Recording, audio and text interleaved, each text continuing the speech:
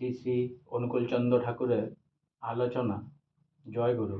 ওইটুকু সময়ের মধ্যে ভাতের সঙ্গে ডাল মিশিয়ে পাঁচ ফোড়ন দিয়ে এমন খিচুড়ি প্রস্তুত করলেন, যা খেয়ে শ্রী শ্রী ঠাকুর বললেন, বড় বউ, আজ যে খিচুড়ি রান্না করেছ, এমন খিচুড়ি জীবনে খাইনি।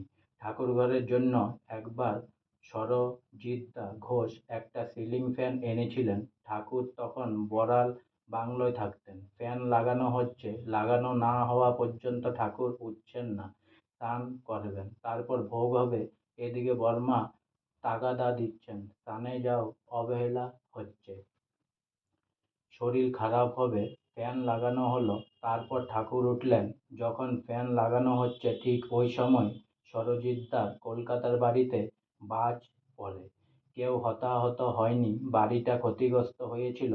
বাড়ির সকলেই প্রাণ সংহার হওয়ার কথা, সকলের প্রাণে রক্ষা পেলেন। আজকে আমার শ্রী শ্রী অনুকূলচন্দ্র ঠাকুরের আলোচনা এখানেই সমাপ্ত হলো। তাই অনেক অনেক সাবস্ক্রাইব করুন, অনেক অনেক লাইক করুন, আর সঙ্গে অনেক অনেক ভালো থাকুন, অনেক অনেক সুস্থ থাকুন, অনেক অনেক আনন্দে থাকুন, অনেক অনেক হেল্প করতে থাকুন সবাই সবাইকে। আর সঙ্গে বলুন জয় গুরু। আর অনেক অনেক সাবস্ক্রাইব করুন আমার চ্যানেলটি, অনেক অনেক লাইক করুন প্লিজ।